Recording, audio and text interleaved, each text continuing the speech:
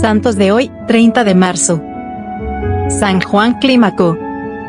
El apellido de este santo proviene de un libro famoso que él escribió, y que llegó a ser inmensamente popular y sumamente leído en la Edad Media.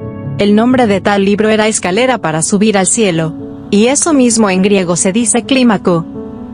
San Juan Clímaco nació en Palestina, y se formó leyendo los libros de San Gregorio Nacianceno y de San Basilio. A los 16 años se fue de monje al monte Sinaí.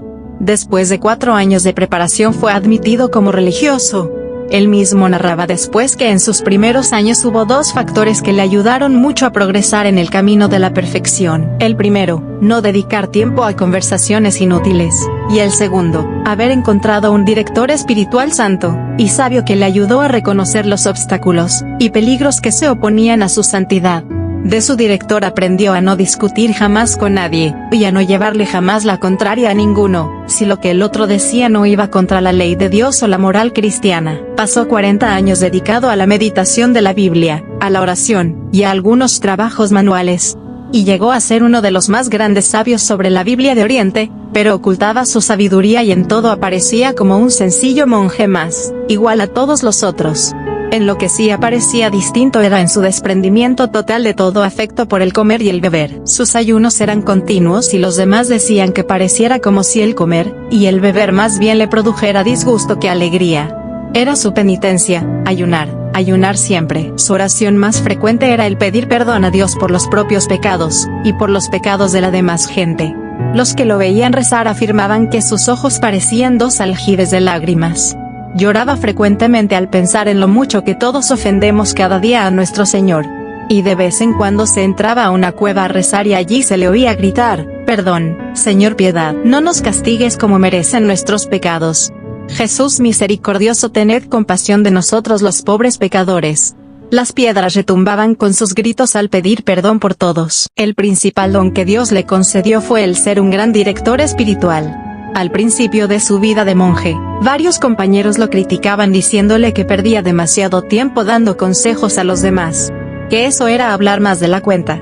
Juan creyó que aquello era un caritativo consejo, y se impuso la penitencia de estarse 1 año sin hablar nada ni dar ningún consejo. Pero al final de aquel año se reunieron todos los monjes de la comunidad, y le pidieron que por amor a Dios y al prójimo siguiera dando dirección espiritual, porque el gran regalo que Dios le había concedido era el de saber dirigir muy bien las almas.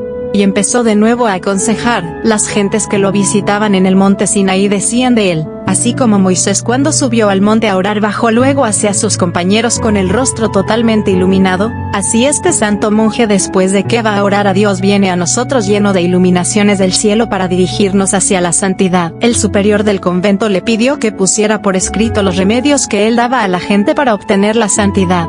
Y fue entonces cuando escribió el famoso libro del cual le vino luego su apellido, Clímaco, o Escalera para subir al cielo. Se compone de 30 capítulos, que enseñan los 30 grados para ir subiendo en santidad hasta llegar a la perfección. El primer peldaño o la primera escalera es cumplir aquello que dijo Jesús: quien desea ser mi discípulo tiene que negarse a sí mismo. El primer escalón es llevarse la contraria a sí mismo, mortificarse en algo cada día. El segundo es tratar de recobrar la blancura del alma pidiendo muchas veces perdón a Dios por pecados cometidos. El tercero es el plano propósito de enmendarse y cambiar de vida. Los últimos 3, los peldaños superiores, son practicar la fe, la esperanza y la caridad. Todo el libro está ilustrado con muchas frases hermosas, y con agradables ejemplos que lo hacen muy agradable. A San Juan Clímaco le concedió Dios otro gran regalo, y fue el de lograr llevar la paz a muchísimas almas angustiadas y llenas de preocupaciones.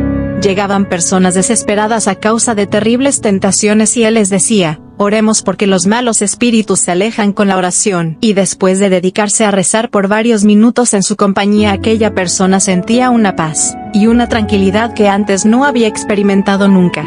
El santo decía a la gente: así como los israelitas quizás no habrían logrado atravesar el desierto si no hubieran sido guiados por Moisés, así muchas almas no logran llegar a la santidad si no tienen un director espiritual que los guíe. Y él fue ese guía providencial para millares de personas por 40 años. Un joven que era dirigido espiritualmente por San Juan Clímaco, estaba durmiendo junto a una gran roca, a muchos kilómetros del santo, cuando oyó que éste lo llamaba y le decía: aléjese de ahí.